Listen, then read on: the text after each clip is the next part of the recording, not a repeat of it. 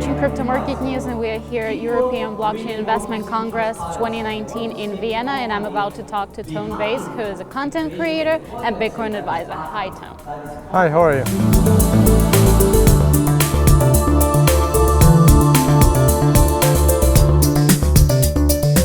We all know the industry is experiencing kind of a crisis right now, and prices are going lower and lower. Would you say that the increase of prices of cryptocurrencies would excite new people to try to become the members of the community? Of course it would. Anytime prices go up, more and more people get interested and more people feel like they're able to start profitable companies. I think it's actually a very good thing that prices continue to go down because it will separate the good projects and the profitable projects from those that weren't. I think that the businesses that are able to either survive this bear market or even start their companies in a bear market will do well. Myself starting to organize conferences right at the heart of the bear market. Hopefully that next year these events will, in their second year, are going to do much better. But right now they are losing ventures. So I think it's very important for the market to separate real from fake, and that only happens when there is distress in the price. So about 2 weeks ago, we had an interview with you, if you remember, I hope. And you said that the lowest price for Bitcoin would be between 1,300 to 1,800. Do you have any new thoughts on this? No, I pretty much have been sticking with that target for over a year now. I personally did not want to see it happen, but I did say that looking at the charts, looking at technical analysis, which is how I used to trade, the charts did tell me that the most likely outcome for the lowest price of Bitcoin is in that $1,300 to $1,500 range. I haven't seen anything that would change my mind on that up to this point. I'm still looking for prices to go below 2,000 sometime this year, and then hopefully we start going up early next year. The IBM Vice President of Blockchain and Digital Currencies, Lund, predicted the price of Bitcoin to be around $5,000 by the New Year's Eve.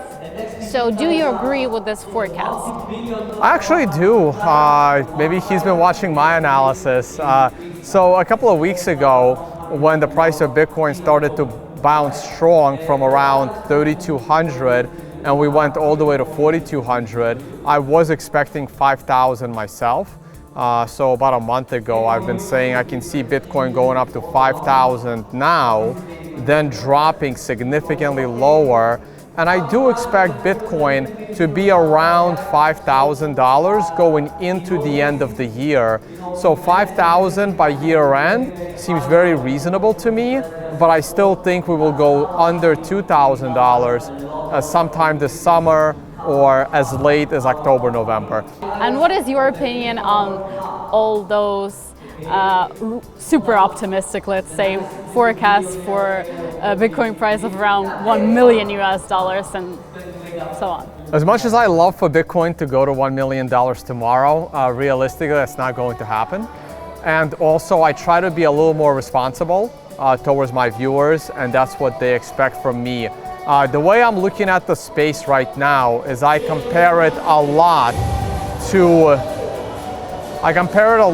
the dot-com bubble, as my presentation here in Austria talked about. And the dot-com bubble reached its peak in 2000. The price of the NASDAQ did not go to new all-time highs until 2015, and that's not even adjusted for inflation.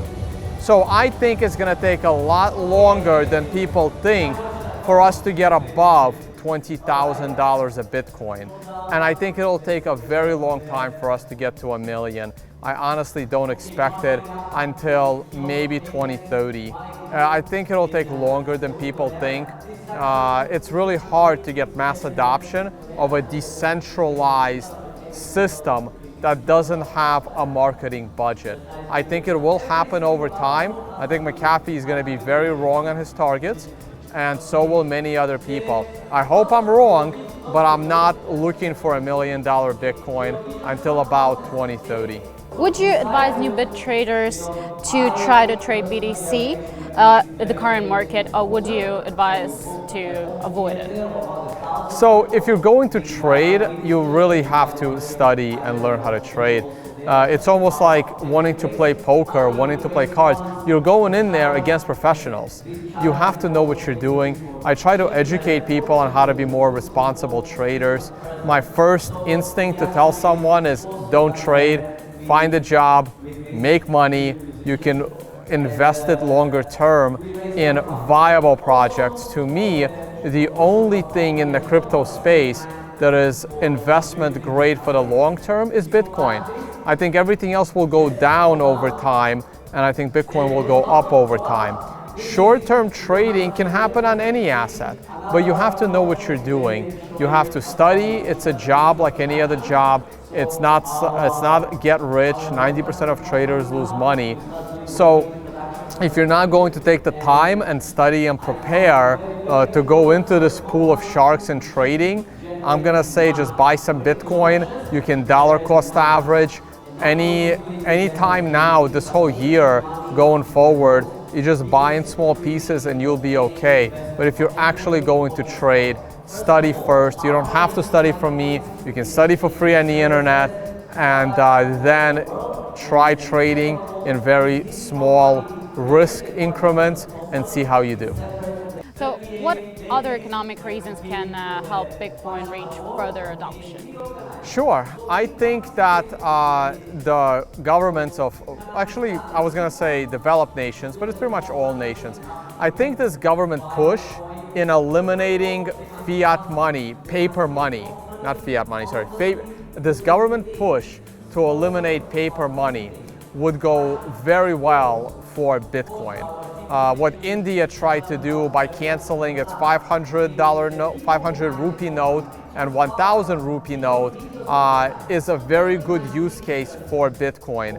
This push of anti-money laundering is a great push for Bitcoin. The crackdown on tax havens in the Caribbean islands is great for Bitcoin. This whole elimination of cash is very good for Bitcoin adoption. I also think that the one common currency, again, we're here in Austria with the euro. I think the euro is structurally flawed. I think it's very difficult for countries that have different languages and different cultures and different and independent debts that are looking out for their own self-interest to continue to function on a common centralized currency. If the euro was to break up, like it almost did in 2011, and then with the Greek banking crisis and the Cyprus incident and the Italian banks that seem to be every year on the brink of shutdown, I think the breakup of the European common currency, if it occurs, will greatly increase Bitcoin adoption. So would an economic crisis similar to the one that happened in 2008 help Bitcoin adoption? I think that we still have another 5 or 6 years before any kind of a massive global crisis takes place. However, if a global crisis does take place, I don't think it's going to be good for Bitcoin. I witnessed this in 2008 when a lot of us thought that gold would rise if there was an economic crisis. But what we saw in 2008, that while the stock market fell 50%, gold fell 33%. And I couldn't understand why. And that's because when there is a financial crisis and the stock market crashes and banks are going out of business, that means small businesses can't get loans. They're going out of business. High net worth people lose their jobs. They stop spending money. So all businesses suffer.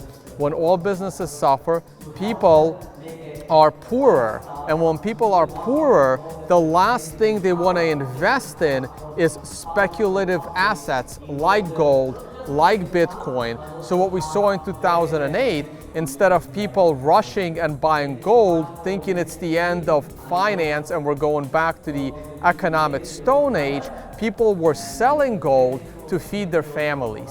So I think if the economic crisis is really, really bad, What we're going to see is people that have Bitcoin sell that Bitcoin to support their family and not running out and buying Bitcoin. Thank you so much for your time, Tone, and thank you for an amazing presentation. It's been a pleasure having you here. Thank you. Thank you for the interview.